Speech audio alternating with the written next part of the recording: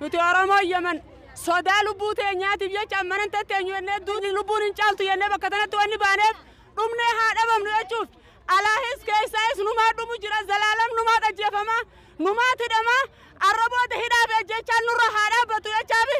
asirratti baanee jirra Oromoo Yemen taaftanilleen yoo rabbi sodaatan duutii har'aan tana dheessitanii mana galtan boru isinitti dhufti manatti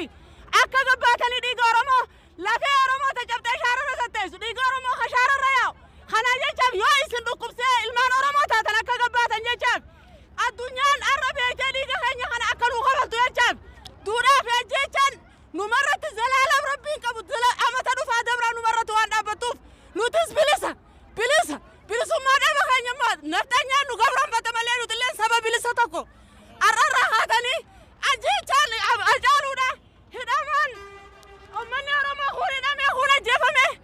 awwaalcha dhabee lafeen isaa lafatti laaqamtee dhiiga isaa irra deemu jiran nafxanyaan dhiiga tuula hulatti manatti deebitee rufututti jirtu kun arraboota nurra haa dhaabbatu yoo gartee addunyaan kanamuuf dhaabbatu taate arraboota jechaa fi duuti nurra haa dhaabbatu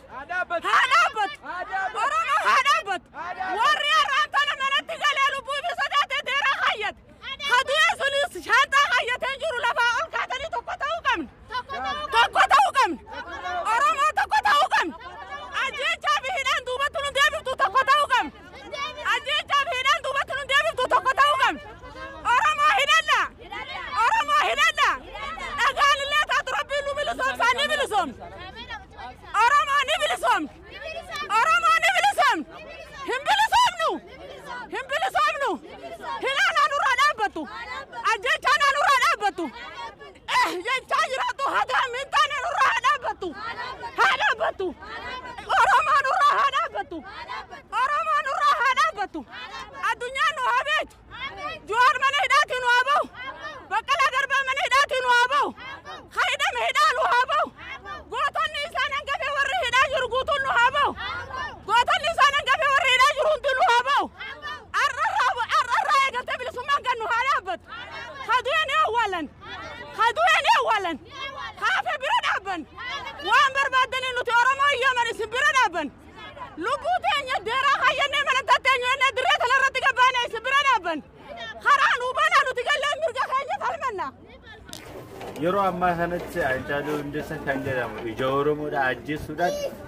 gadda guddaatu nu dhagahame haa ta'u garuu inni du'us qabsoon Oromoo hin dhaabattu jechuudha ittuma fufti akkuma jalqabante jechuudha kanarratti xiqqoo garuu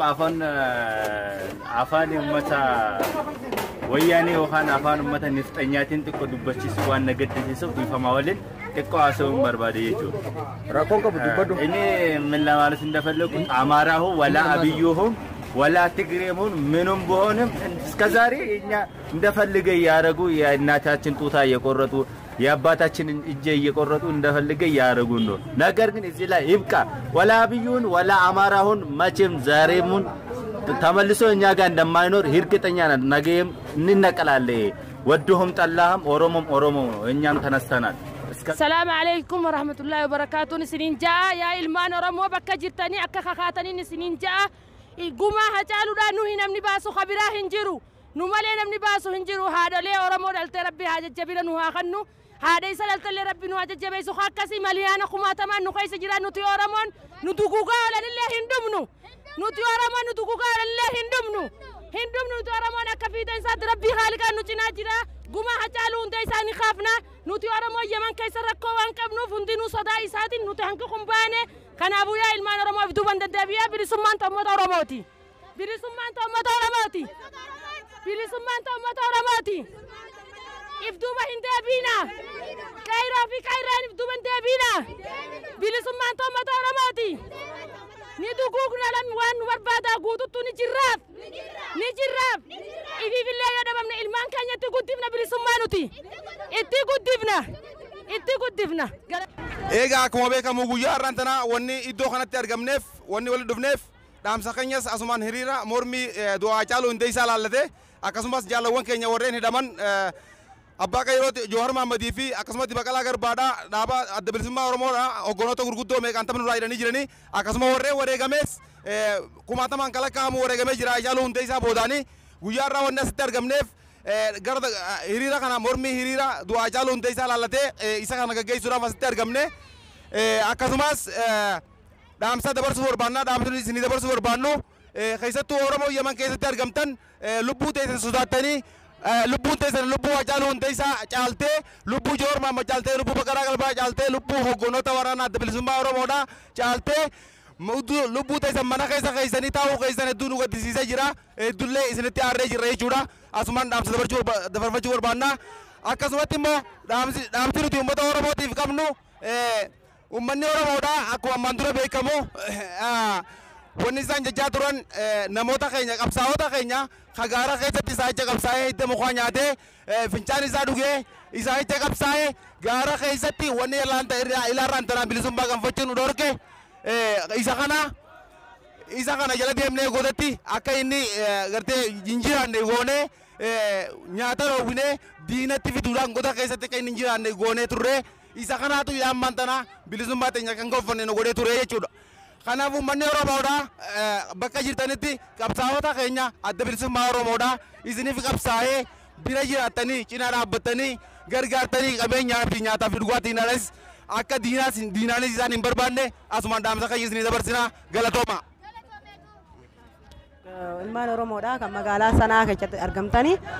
ani waliin dhaamsa isinii dhaamuu barbaadu ilmaan Oromoo bakka jirtanii hundi keessanuu waltaatanii ka biyya alaa jirtan ka biyya keessa jirtan waltaatanii dhiiga Haacaaluu Hundeessaa baasuu qabna. Oboon teenyas ka biyya alaa jirtanii fi ka biyya keessa jirtan hundi keessan tokko taatanii dhiiga Haacaaluu Hundeessaa baasuu qabna. Wanni of duuba nu deebisaa hin jiru. Wanni of duuba nu deebisaa hin jiru. Wanni mana nu galchaa hin jiru. Anga Oromummaan bilisummaan dhugaa sun dhuftutti amma haadhi Haacaaluu Hundeessaa namni inni ajjeesuun dhugaatti as nu bahutti of duuba hin deebinu of duuba nu deebisanii diinni of duuba nu deebisu tamam kan akka Jowaar akka Baqqalaa Gadaa hidhaan nu bahu qabaa kan akka Jowaar Mohaammed hidhaan nu bahu qabaa Oromoon tokko haa taanu ka biyya keessa jirtan ka biyya alaa jirtan galatoomaa isiniin jaa haati Haacaaluu Hundeessaa deesse garaan kee hin booyin meeqas duuba jira meeqa jira ilmaan Oromoodhaa hundi keetuu keetii abbaa Haacaaluu Hundeessaa atis hin booyin si wajji jirraa hararree borurree dhiiga Haacaaluu Hundeessaa baasuuf wanni of duuba nu deebisaa hin jiru ni baafanna akka Oromoon biyya hunda jirtanitti akka waltaatan tokkummaadhaniin kanas ni dhaama galatoomaa horaa bula. Assalaamu alaikum injaa duraan dursee obboleeyyan kiyya Oromoo uummata Oromootiif dhaamsa dabarsuu barbaade akka yaada mataa kiyyaatti qeerroo Oromoo takkatti carraan haqannoo keessaniif duraan dursee galatoomaan isin jaa obbo aartistii Haacaaluu Hundeessaa du'a isaa ilaalchisee saniin dhaamsa isinii dhaamuu barbaada qeerroo Oromootii fi uummata Oromoo hundaafu. Har'aan hiriirri guyyaa har'aan tanaa kun magaalaa Yemen keessatti warri magaalaa Yemen keessa jirtan guutuu qeerroo fi qarreen hundinuu akka guyyaa har'aan tanaa lubbuu sodaa lubbuutiif jecha manatti haftan kana hin laallatina. Ammoo tokko taanee Oromoo warri biyya alaa jirtanii fi biyya keessaa jirtan hundinuu akka tokko taatanii tokkummaadhaan falmattan guyyaan duutee Haacaaluu Hundeessaa har'a Haacaaluu Hundeessaa du'e boruu kaduu rabbi beeka Allah beeka yoo tokko taane ammoo falmannee galmanii keenya yaa obboleeyyan kiyya uummata Oromoo akka tokko taatanii kaanee falmannuun dhaamsanii dhaamdhaan galatooma.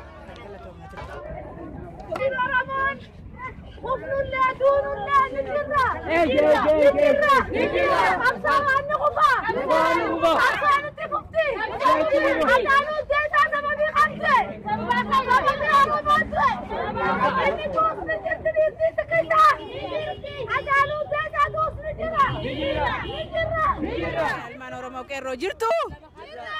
ilmaan Oromoo nuti guyyaa kaleessaa nama baanee nama kudha lamaan baaneeti akkami baatan dhiirti takka osoo nu wajjin bahin nuti dhalaan namni 12 bikka tana baane arra ijoolleen qeerroo as keessa dhalatte nu wajji nutti idamte hangi kun nu wajji baate ilmaan Oromoo dila sanaa keessa jiru kanarraa nu akka kanaa bee nu harkaa nu daawwadha nuti Haacaaluu Hundeessaa boota duuti teenya kalaas wanni takka nu naafteen jirtu bilisummaan teenya inshaallah itti fufti Oromoon ni bilisomti ifduuban deebinu ni bilisomti Oromoon inshaallah warra booda Oromoon rakkoon himattu inni jitu Oromoon arra booda bikkayyuu hidhaasuutii bikkayyuu inni jitu Oromoon kana arra booda bikkayyuu dhiigni keenya buugana abiyyuun kana dhiiga keenya rolaasu inshaallah inni du'e kan sarbaanan itti bu'e dhugaan itti bu'e abiyyuun arra booda nu babbaasu. Oromiyaan ta Oromooti. Bilisummaan dhiigaati yoo baatan malee hin dhuftu. Mana teenyee Yemeniin akkan jetti maannu jetti jechuun bilisummaa hin fiddu. Namu ilmaansaa mana keessan dho'ifatee mucaan kiyya hin ba'u intalti tiyya gadi baatu Oromiyaa hin fiddu. Bilisummaa yoo gabbaatanii dhiigni namaa gad naqamee namni du'ee leenci hundi du'e malee hin dhuftu. Saniifuu nuti Oromoo jennee mana keessa teenyee gammoon bilisummaa hin fidu asitti walitti qabamnee ilmaan biyya Yemeni dhalate magaalaa sanaa garsiisuuf ni jirra nutis Oromoo cinaa dhaabbanna nuti qayroo teessanii itti fufaa isin booda jirra. Assalamu alaikum lammi Oromoota. Dhaamsini nan isinii qabu guyyaa kaleessaa lammi Oromoota nu jala deemuu dhoorkanii ilmaan Oromoota nu jala ququntuutanii magaalaa sanaa Yemen keessatti nuti gartee ijoollee dhabnee nama dhabnee Mahammad Usmaan Mahammadii fi Abdoo mucaa saahiba Mahammad Usmaan ijoollee lamaan tana qabannee nuti dhalaan namni adiidam salaama salfii baanee lammi Hacaaluu dhiigaa Hacaaluu hundee isaa baasuuf akkasi duuba edoo boboonyuu edoo nama nu jalaa dhoorkanii arra nuti kagaraan nu oowu namni keenya Amaarota gabroonfachuu ture Jowaar Mahammadii hidhamee Oromoo sosso'aa ka jennuun kana nu jalaa kuntuutan nu jalaa didanii dhageesse lammii teenya garatti hidhannee nuti edoo ijji nu boochuu edoo garaan nu oowu dhageesse akkasi duuba fuula keenyaan akkasi har'a gartee hanga kana dadammeeffannee edoo nu jalaa kuntuutanii edoo tasireen qabdanii isa yaatan jedhanii isin hidhan jedhanii nuti garaa keenya hidhannee guyyaa kaleetti booyaa ilaa ammaa shahara irratti huquuqal insaan dura deemnee achirraa dachaanee yaa lammii Oromoo wanni inni isinii dhaamu baqattoonni ala jirtanii fi qabiyya namaa jirtanii fi qabiyya jirtan Oromoon takkuma jaa yaaboo gala nu Oromoo basaasaan nu keessa jira tokko haa taanu yaaboo wal jalaa gara nu galchin yaaboo kaara gara nu galchuu fedhe rabbi garaan isaa haa galu aboo Oromoon takka yaa lammii Oromoo galatooma hangana dhageeffataniif. Akka Oromoo takkatti akka qeerrootti akka qarree takkatti awwanniin dubbachuu barbaadu an biyya sanaa magaalaa Yemen keessaan jira an dhalattuu gaara mul'ataati burqaa tirtiraan naan jaan an Fahimaa Abdurrahmaanii baasa nu baase biyya soddaan nu babbaase waan saniifu warri biyya jirtan warri biyya alaa jirtan wanniin isinii dhaamu tokkummaa keenya qabannee wanniin isinii dhaamu bakka hunda xiqqaan guddaan xiqqaa kabajee xiqqaan guddaa kabajee oo wal jala yaane tapha sammuu abiyyiin waada nu seene boodarra nu garagalee waanni Oromoo isa qabee dhukkuba sammuutiin isa qabee jechuudha waan san ta'eefu abiyyiin waa hundaafu abiyyiin duutii Hacaaluu diinni Oromoo ni ba'an isiniin jaa Oromoo bakka jirtanii dammaqaan isiniin jaan akka kiyyatti akka qarretti akka qeerrottiin isiniin jaa waan san taateefu